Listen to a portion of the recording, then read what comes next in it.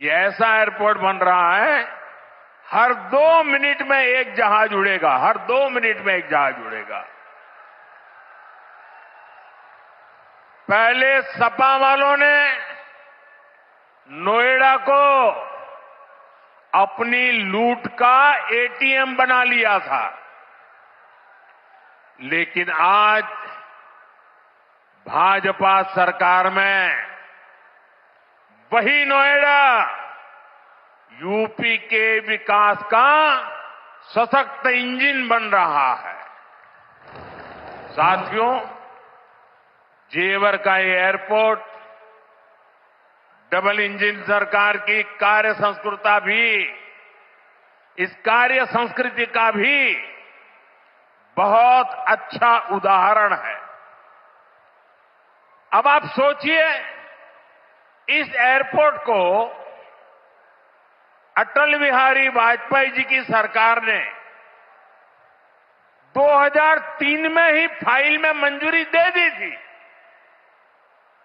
2003 में आप में से बहुत होंगे जिसका जन्म नहीं हुआ होगा, बहुत वो लोग होंगे जो उस समय 25-30 साल के, 35 साल के हुए होंगे और आज रिटायर्ड की हो गए,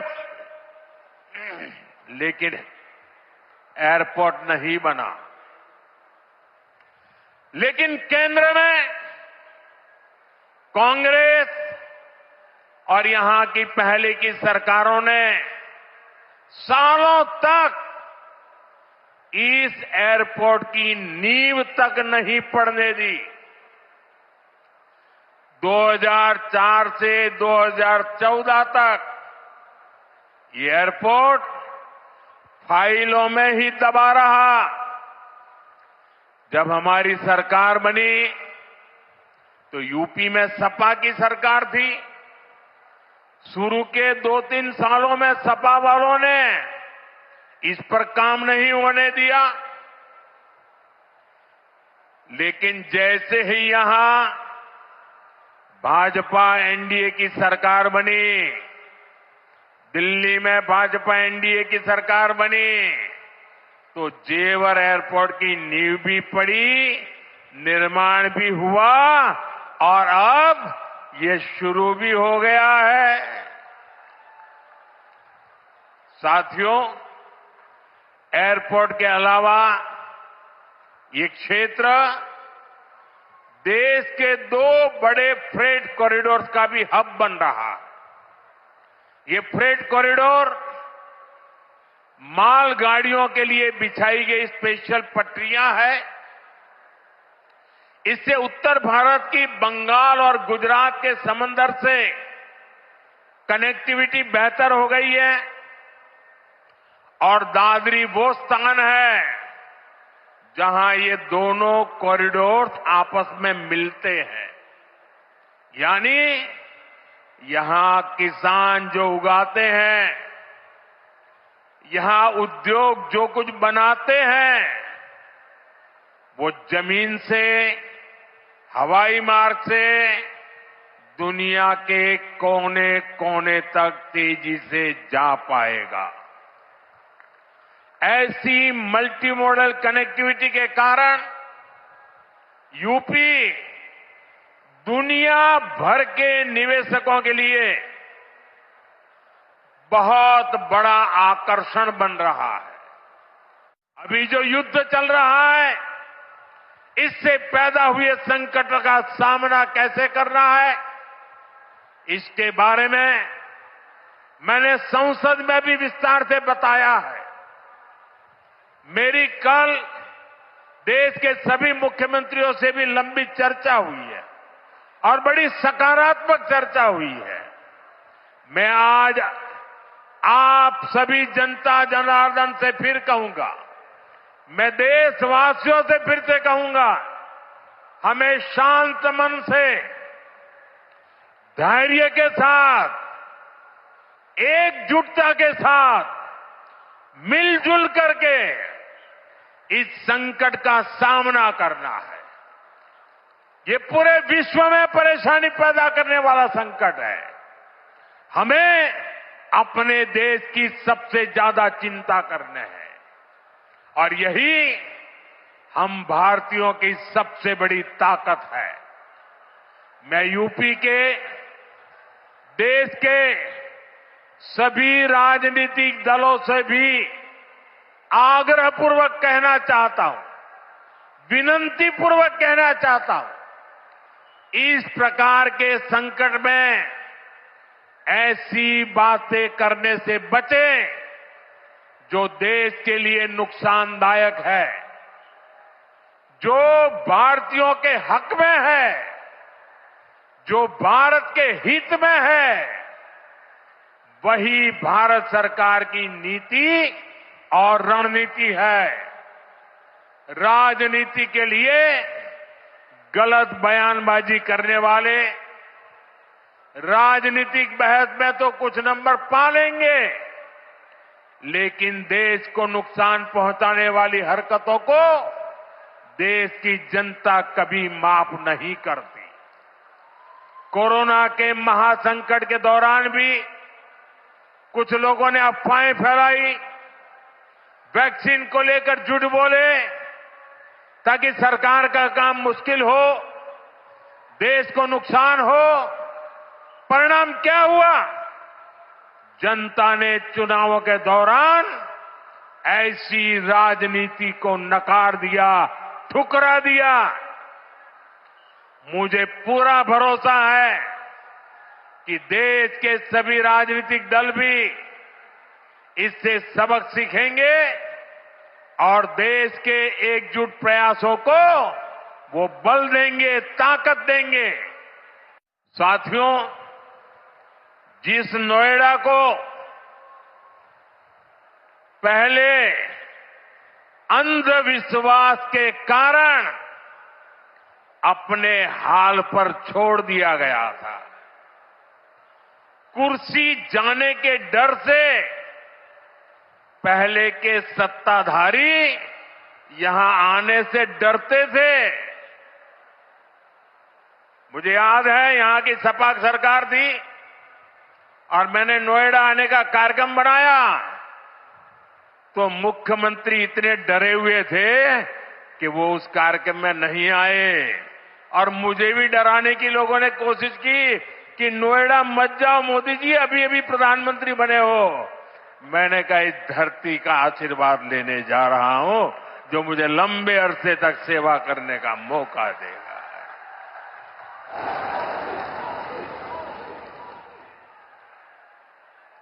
अब वही इलाका पूरी दुनिया का स्वागत करने के लिए तैयार है।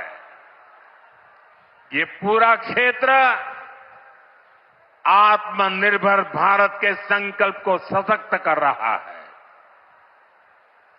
साथियों, इस क्षेत्र की अर्थव्यवस्था में खेती किसानी का बहुत महत्व है। मैं आज उन मेरे किसान भाई बहनों का विशेष रूप से आभार व्यक्त करता हूं जिन्होंने इस प्रोजेक्ट को साकार करने के लिए अपनी जमीनें दी हैं।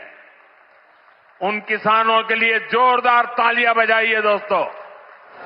मेरे किसान भाई बहनों के लिए जोरदार ताली बजाइए। मेरे किसान भाई बहन, आपके इस योगदान से ही इस पूरे क्षेत्र में विकास का एक नया दौर शुरू होने जा रहा है। आधुनिक कनेक्टिविटी का जो विस्तार यहां हो रहा है उससे पश्चिमी यूपी में फूड प्रोसेसिंग की संभावनाओं को और बल मिलेगा। अब यहां के कृषि उत्पाद दुनिया के बाजारों में और बेहतर तरीके से जा पाएंगे। साथियों, यहां मैं अपने किसान साथियों का एक और बात के लिए भी आभार व्यक्त करना चाहता हूं। आपके गन्ने से जो इथेनॉल बनाया गया है उससे कच्चे तेल पर देश की निर्भरता कम हुई है। अगर इथेनॉल का उत्पादन न बढ़ता, पेट्रोल में उसकी ब्लेंडिंग न बढ़ती, तो देश को हर वर्ष 4.5 करोड़ बैरल 4.5 करोड़ बैरल यानी लगभग 700 करोड़ लीटर कच्चा तेल विदेशों से मंगवाना पड़ता। किसानों के परिश्रम ने देश को इस संकट के समय में इतनी बड़ी राहत दी है। साथियों, इथेनॉल से देश को तो फायदा हुआ ही है, किसानों को भी बहुत बड़ा लाभ हुआ है। इससे करीब 1.5 लाख करोड़ रुपए की विदेशी मुद्रा बची है। यानी इथेनॉल न बनाते तो ये पैसा विदेश जाना तय था।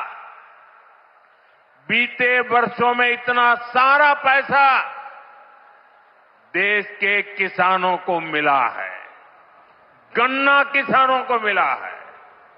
साथियों, यहां के गन्ना किसानों ने तो पहले के वो दिन भी देखे हैं जब कई सालों तक गन्ने का बकाया लटका रहता था।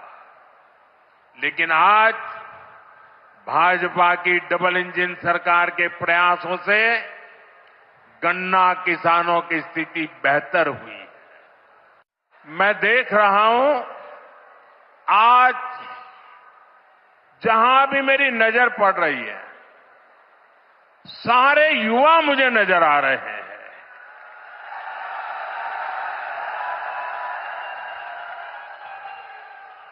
उत्साह से भरे युवा है,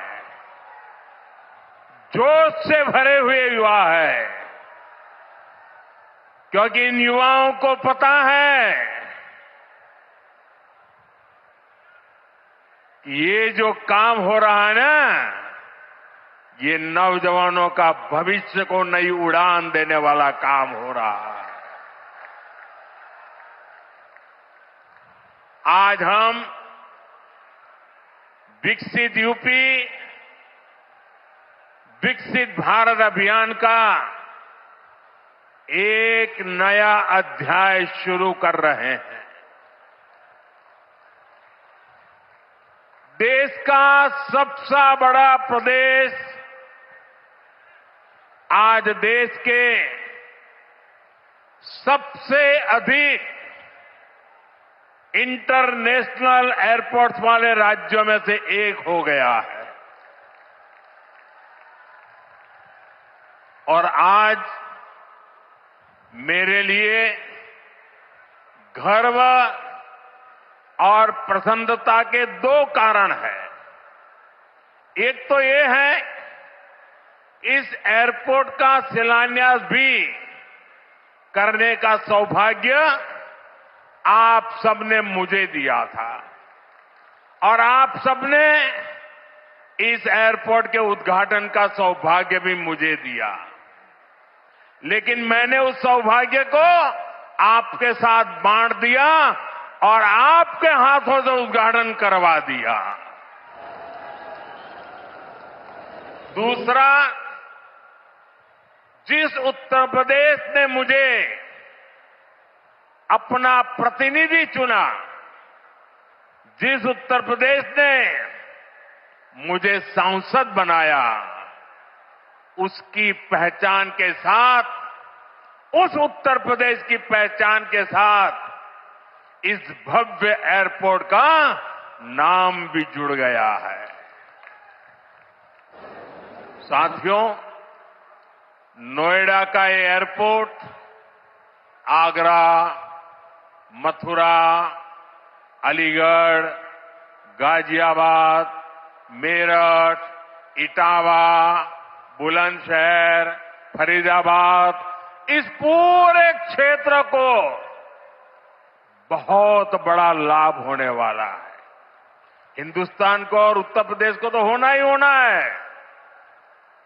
ये एयरपोर्ट पश्चिमी उत्तर प्रदेश के किसानों, छोटे और लघु उद्योगों, यहां के नौजवानों के लिए अनेक नए अवसर लेकर आने वाला है। यहां से दुनिया के लिए विमान तो उड़ेंगे ही, साथ ही ये विकसित उत्तर प्रदेश की उड़ान का भी प्रतीक बनेगा। मैं उत्तर प्रदेश को विशेष रूप से पश्चिम उत्तर प्रदेश की जनता को इस भव्य एयरपोर्ट के लिए बहुत बहुत बधाई देता हूं। साथियों, आज का ये कार्यक्रम भारत के नए मिजाज का प्रतीक है। आप सभी देख रहे हैं कि आज पूरा विश्व कितना चिंतित है। पश्चिम एशिया में 1 महीने से युद्ध चल रहा है। युद्ध की वजह से कई सारे देशों में खाने पीने के सामान, पेट्रोल, डीजल, गैस, खाद, ऐसी कई जरूरी चीजों का चारों तरफ संकट पैदा हो गया है।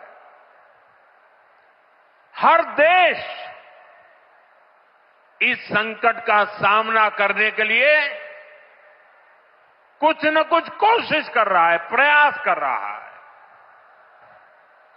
और हमारा भारत भी